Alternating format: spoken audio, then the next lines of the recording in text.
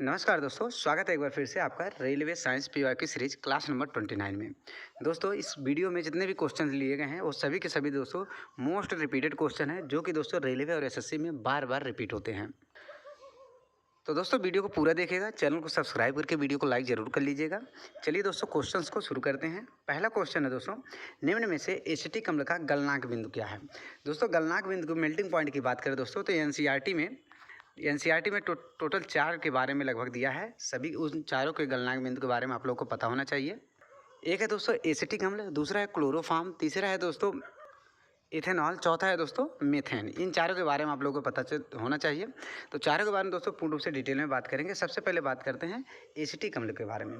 Acetic अम्ल किस में पाया जाता है तो ये हो जाएगा दोस्तों, इसका मुख्य घटक है दोस्तों सिरका। याद रखिएगा दोस्तों, सिरका में पाया जाता है।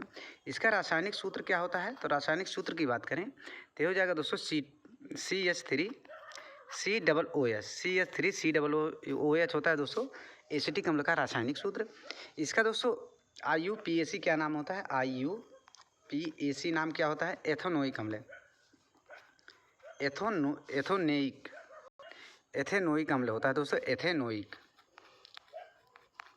एथेनोइक अम्ल होता है, एथेनोइक अम्ल।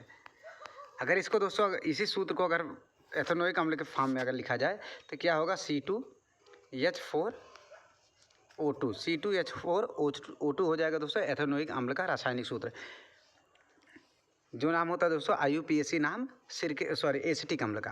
अब इसका दोस्तों गलनांक बिंदु क्या होता है तो 290 केल्विन। याद रखिए दोस्तों 290 केल्विन होता है इसका गलनांक पॉइंट एसिटिक अम्ल का। बाकी दोस्तों 209 किसका होता है तो क्लोरोफॉर्म। याद रखिएगा दोस्तों क्लोरोफॉर्म का होता है 209 केल्विन। 156 होता है दोस्तों इथेनॉल का और 90 होता है दोस्तों मीथेन का। याद रखिएगा बहुत इंपॉर्टेंट है दोस्तों, 90 किसका होता है दोस्तों मीथेन का। 156 केल्विन होता है दोस्तों इथेनॉल का, 209 केल्विन होता है क्लोरोफॉर्म का, बाकी 290 केल्विन होता है एसिटिक अम्ल का, जो कि क्वेश्चन में पूछा गया था। बाकी एसिटिक अम्ल का मुख्य स्रोत है दोस्तों सिरका। इसका रासायनिक सूत्र होता है CH3COOH। इतना दोस्तों आप लोग याद रखिएगा। आगे बढ़ते हैं दोस्तों अगले क्वेश्चन पर।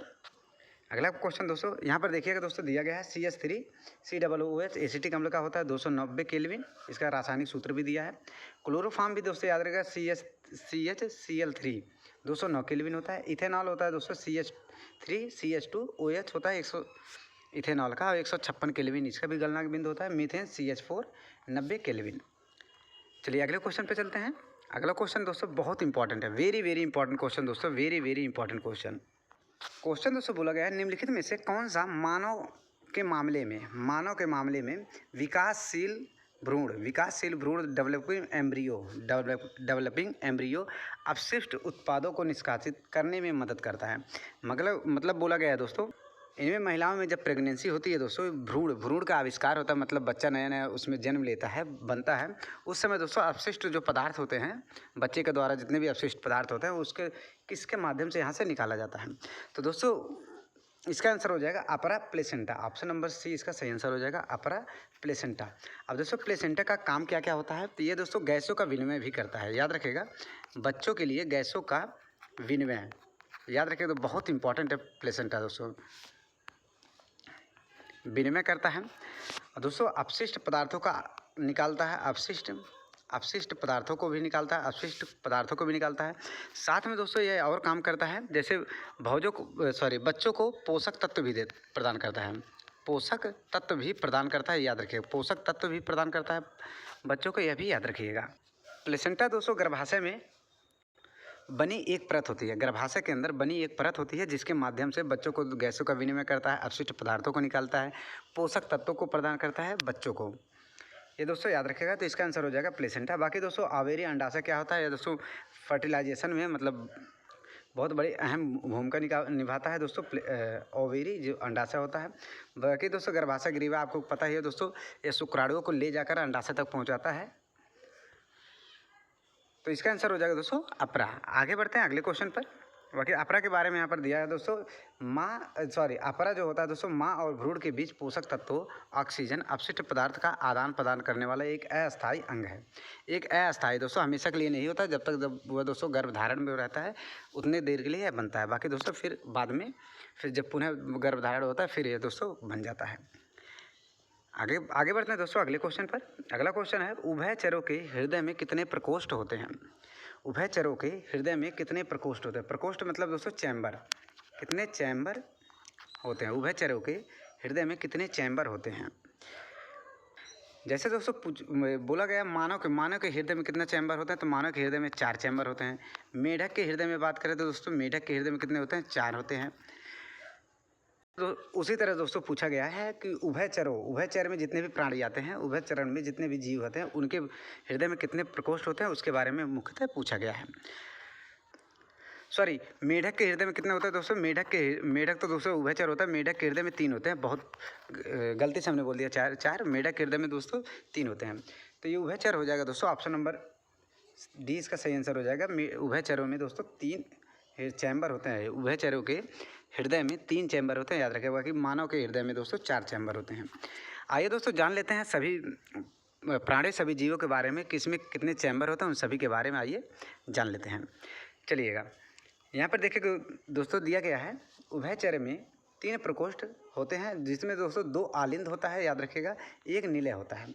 2 आलिंद होता है, 1 निलय होता है, मतलब टोटल 3 प्रकोष्ठ होते हैं उभयचरों में, जो कि दोस्तों उनकी कम चयापचय दर को और त्वचा श्वसन पर निर्भर करता है। अब दोस्तों आइए जान लेते हैं जीवों में हृदय कक्ष की विस्तृत जानकारी के बारे में। जैसे दोस्तों उभयचर में पूछे, एम्फीबियन में पूछे, एग्जाम्पल के लिए याद रखिएगा मेढक में दोस्तों 3 कक्षी होते हैं। 2 होता है दोस्तों आलिंद, 1 होता है दोस्तों निलय। स्तनधारी की बात करें दोस्तों, जितने मैमल्स होते हैं जैसे मनुष्य हो गया, इसमें दोस्तों 4 कक्षी होते हैं। 2 आलिंद होता है और 2 दोस्तों निलय होता है, यह भी याद रखिएगा। 2 आलिंद होता है, 2 निलय होता है। जैसे बायां आलिंद बायां निलय, दायां आलिंद दायां निलय, ऐसे होता है। बाकी जितने पक्षी होते हैं दोस्तों, उसमें भी दोस्तों 4 हृदय में 4 कक्ष होते हैं, 4 चैम्बर होते हैं। जितने भी पक्षी होते हैं उसमें दोस्तों हृदय में 4 कक्ष होते हैं, याद रखिएगा। जितने मछली होते हैं दोस्तों उनमें 2 कक्ष होता है, याद रखिएगा। यह दोस्तों बहुत इंपॉर्टेंट है, इसको दोस्तों आप लोग नोट कर लीजिएगा, बहुत ही। सरीसृप जितने होते हैं रेप्टाइल्स, जैसे सांप और छिपकली हो गए, इसमें दोस्तों 3 कक्ष होते हैं। बाकी दोस्तों मगरमच्छ याद रखिएगा दोस्तों, यह दोस्तों उभयचर है मगरमच्छ, लेकिन दोस्तों इसमें 4 कक्ष होते हैं, यह याद रखिएगा। मगरमच्छ दोस्तों उभयचर में आता है, लेकिन इसमें 4 कक्ष होते हैं, इसको दोस्तों याद रखिएगा। ये दोस्तों पूरा का पूरा आप लोग नोट कर लीजिएगा, बहुत इंपॉर्टेंट है, सभी एग्जाम में यहाँ से क्वेश्चन पूछता है। उभयचर में होता है दोस्तों 3 कक्ष, स्तनधारी में मैमल्स जितने होते हैं 4 कक्ष होते हैं, पक्षी जितने होते हैं दोस्तों उसमें 4 कक्ष होते हैं, मछली जितने होते हैं उसमें दोस्तों 2 कक्ष होते हैं, सरीसृप जितने होते हैं दोस्तों उसमें भी दोस्तों 3 कक्ष होते हैं। लेकिन दोस्तों ये उभयचर का एक एग्जाम्पल याद रखिएगा, जो होता है मगरमच्छ, उसमें दोस्तों 4 कक्ष होता है, इसको याद रखिएगा। बाकी आगे बढ़ते हैं दोस्तों अगले क्वेश्चन पर। अगला क्वेश्चन है आप लोगों के सामने ये रहा। क्वेश्चन है दोस्तों, विलयनों के बारे में निम्नलिखित में से कौन सा कथन सही है? विलयन क्या होता है दोस्तों? तो विलयन होता है दोस्तों जो हमारी आंखों से 2 घोल आपस में दिखाई नहीं देते। जैसे दोस्तों चीनी प्लस पानी, चीनी और पानी को दोस्तों आपस में घोल दिया जाए तो एक प्रकार का विलयन हो जाएगा। और यह विलयन क्या होता है दोस्तों? समांगी मिश्रण होता है। समांगी याद रखिएगा दोस्तों, समांगी मिश्रण होता है, समांगी मिश्रण होता है। इस समांगी मिश्रण को दोस्तों बोला जाता है विलयन। जैसे चीनी और पानी का घोल हो गया, एक प्रकार का विलयन का उदाहरण हो जाएगा, जो हमें नंगी आंखों से दिखाई नहीं देता है। और इसका दोस्तों पार्टिकल साइज कितना होता है? एक नैनोमीटर से कम होता है। 1 नैनोमीटर से कम होता है इसके पार्टिकल साइज, मतलब कण का साइज होता है 1 नैनोमीटर से कम समांगी मिश्रण के कण का साइज। तो बोला गया दोस्तों विलयन के बारे में निम्नलिखित में से कौन सा कथन सही है? तो ऑप्शन ए है दोस्तों, किसी विलयन की सांद्रता केवल द्रव्यमान प्रतिशत के रूप में व्यक्त की जाती है। ये बिल्कुल गलत है दोस्तों। द्रव्यमान में या करें या फिर दोस्तों वॉल्यूम मतलब आयतन में भी कर सकते हैं, आयतन में भी कर सकते हैं, याद रखिएगा। वॉल्यूम और दोस्तों मास में, दोनों में कर सकते हैं। तो ये दोस्तों गलत बोला गया है। विलयन एक विषमांगी मिश्रण होता है, जैसे हमने बोला दोस्तों यह समांगी मिश्रण का उदाहरण होता है। यह भी दोस्तों ऑप्शन नंबर बी गलत हो जाएगा। सरल निस्पंदन के प्रयोग से विलयनों को पृथक किया जाता है, बिल्कुल गलत बोला गया दोस्तों। विलयन में विलायक की तुलना में विलय अल्प मात्रा में होता है, बिल्कुल सही बोला गया है। विलय क्या होता है दोस्तों? जो मिलाया जाता है, मिलाया जाता है, जो मिलाया जाता है उसको बोला जाता है विलय।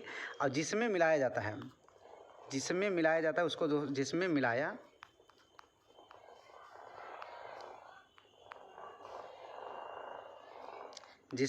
जाता है उसको बोला जाता है दोस्तों विलायक। इसको दोस्तों विलायक बोला जाता है, जिसमें मिलाया जाता है। तो विलायक की संख्या ज़्यादा होती है और विलय की संख्या दोस्तों थोड़ी कम होती है। तो ये बिल्कुल सही बोला गया, तो इसका ऑप्शन नंबर डी सही आंसर हो जाएगा। बाकी दोस्तों मिश्रण की बात करें तो मिश्रण दोस्तों दो प्रकार का होता है, एक समांगी मिश्रण होता है, दूसरा होता है विषमांगी मिश्रण।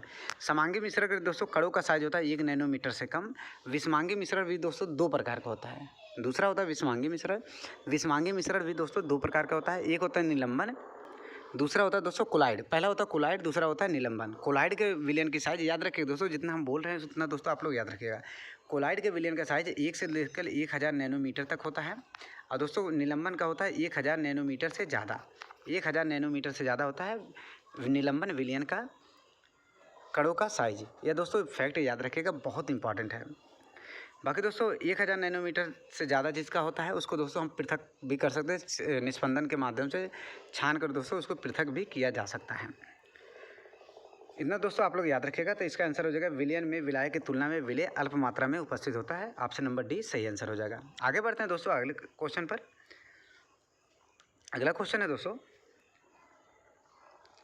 वे जीव जिनकी कोशिकाओं में केंद्रक झिल्ली नहीं होते हैं क्या कहलाते हैं? वे जीव जिनकी कोशिकाओं में केंद्रक झिल्ली दोस्तों नहीं होते हैं, वे जीव क्या कहलाते हैं? क्रोमेटिन, कोशिका द्रव्य, ये तो नहीं होगा दोस्तों, यूकैरियोटिक या फिर दोस्तों प्रोकैरियोटिक। तो इसका आंसर हो जाएगा प्यारे साथियों प्रोकैरियोटिक। ऑप्शन नंबर डी इसका सही आंसर हो जाएगा दोस्तों, प्रोकैरियोटिक। जिनमें दोस्तों झिल्ली नहीं होता है तो उसको बोला जाता है दोस्तों प्रोकैरियोटिक जीव। प्रोकैरियोटिक जीव याद रखिएगा, ऑप्शन नंबर डी इसका सही आंसर हो जाएगा। आगे बढ़ते हैं अगले क्वेश्चन पर। क्वेश्चन है दोस्तों, सीएनजी और एलपीजी का क्रम से पूर्ण रूप क्या है? सीएनजी और एलपीजी का क्रम से पूर्ण रूप क्या है? तो सीएनजी का होता है दोस्तों compressed natural gas, compressed natural gas. Option number A में दिख रहा है दोस्तों। और एलपीजी का होता है दोस्तों लिक्विफाइड पेट्रोलियम गैस, तो यहाँ पे प्रेशर गैस दिया है तो ये गलत हो जाएगा। कंप्रेस्ड न्यूट्रल है दोस्तों, ये भी गलत हो जाएगा। कंप्रेस्ड नेचुरल गैस सही है, liquefied petroleum gas. Option number C इसका सही आंसर हो जाएगा, ऑप्शन नंबर सी इसका सही आंसर हो जाएगा।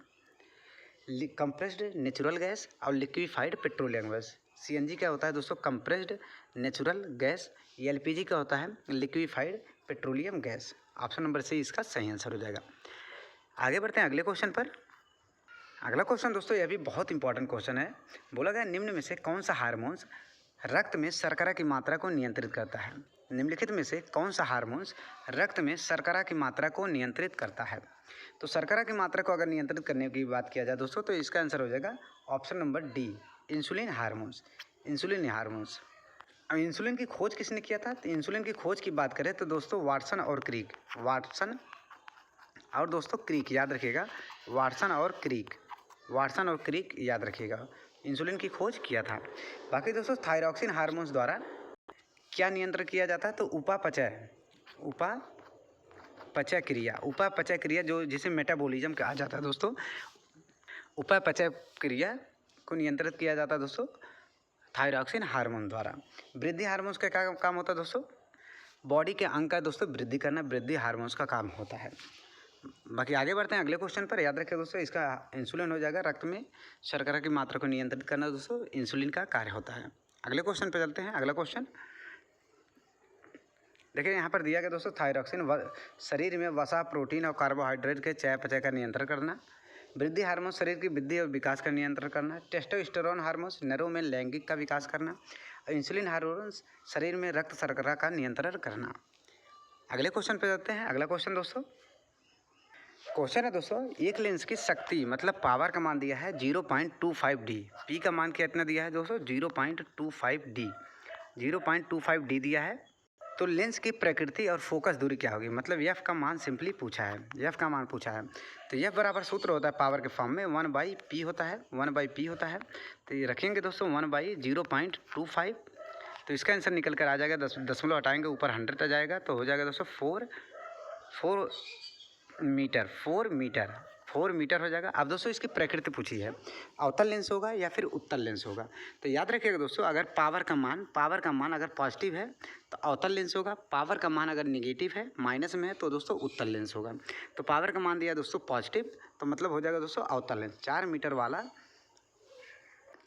सॉरी पावर का मान अगर दोस्तों पावर का मान P का मान अगर दोस्तों पॉजिटिव रहेगा तो क्या होगा दोस्तों, उत्तल लेंस होगा। P का मान पॉजिटिव रहेगा तो उत्तल लेंस होगा। अगर P का मान दोस्तों निगेटिव रहेगा तो क्या होगा दोस्तों, अवतल लेंस होगा। अवतल लेंस होगा, याद रखिएगा। P का मान दोस्तों पॉजिटिव है तो दोस्तों क्या हो जाएगा, और उत्तल लेंस। और दोस्तों कितना आया, 4 मीटर और उत्तल लेंस। ऑप्शन नंबर सी इसका सही आंसर हो जाएगा, 4 मीटर उत्तल लेंस। ऑप्शन नंबर सी इसका सही आंसर हो जाएगा। आगे बढ़ते हैं अगले क्वेश्चन में, और बाकी इसका सोल्यूशन भी नीचे दिया गया है, आप लोग देख सकते हैं। P का मान अगर पॉजिटिव रहेगा तो उत्तल लेंस, बाकी P का मान निगेटिव रहेगा तो दोस्तों अवतल लेंस, याद रखिएगा। अगले क्वेश्चन पे चलते हैं। अगला क्वेश्चन बहुत ही इंपॉर्टेंट क्वेश्चन है दोस्तों, बहुत ही इंपॉर्टेंट क्वेश्चन। ऐसा कोई एग्जाम नहीं है रेलवे का जिसमें दोस्तों यहाँ से क्वेश्चन ना पूछा जाता हो।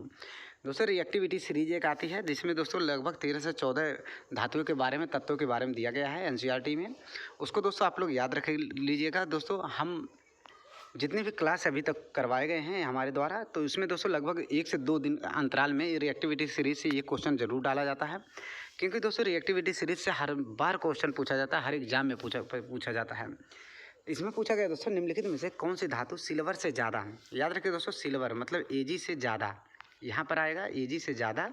और दोस्तों कापर से कम मतलब कापर सबसे ज़्यादा, कापर से कम इसके पहले, इसके बाद में आएगा। इन दोनों के बीच में दोस्तों कौन सा तत्व है, जो धातु है जो आता है, सिल्वर से ज़्यादा रिएक्टिव है और कापर से कम रिएक्टिव है। तो याद रखिएगा दोस्तों, रिएक्टिविटी सीरीज याद रखिएगा। तो इसका आंसर वैसे हो जाएगा दोस्तों पारा, Hg पारा हो जाएगा। पारा दोस्तों कापर और सिल्वर के बीच में आता है। लेकिन दोस्तों रिएक्टिविटी सीरीज याद रखिएगा दोस्तों, सबसे ज़्यादा रिएक्टिविटी सीरीज में सबसे ज़्यादा आप क्रियाशील धातु कौन होती है, पोटेशियम। पोटेशियम याद रखिएगा। उसके बाद दोस्तों होता है सोडियम, उसके बाद होता है सोडियम, फिर होता है दोस्तों कैल्शियम, फिर होता है मैग्नीशियम, उसके बाद होता है दोस्तों जिंक, जिंक के बाद होता है दोस्तों एल्युमिनियम, एल्युमिनियम के बाद होता है दोस्तों आयरन, आयरन ऐसे दोस्तों आता है। फिर लास्ट में आ जाता है दोस्तों Au सोना। आइए दोस्तों जान लेते हैं रिएक्टिविटी सीरीज के बारे में। इसका आंसर हो जाएगा पारा, option number C. Reactivity series के पूरा डिटेल के बारे में आइए जानते हैं। देखिएगा यहाँ पर दिया गया दोस्तों, याद रखिएगा।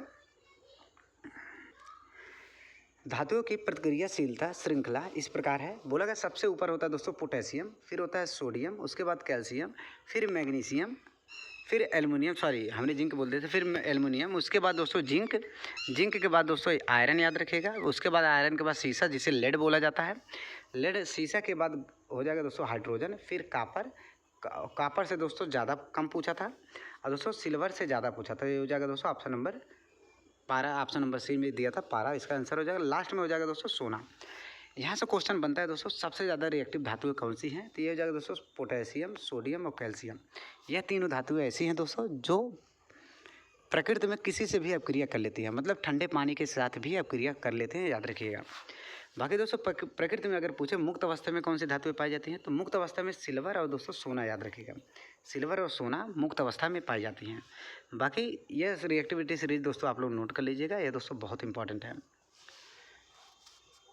तो दोस्तों बस आज के लिए इतना ही। उम्मीद करता हूँ दोस्तों वीडियो पसंद आया हो। वीडियो पसंद आए दोस्तों चैनल को सब्सक्राइब करके वीडियो को लाइक ज़रूर कर लीजिएगा। मिलते हैं दोस्तों एक नए वीडियो के साथ, तब तक के लिए धन्यवाद।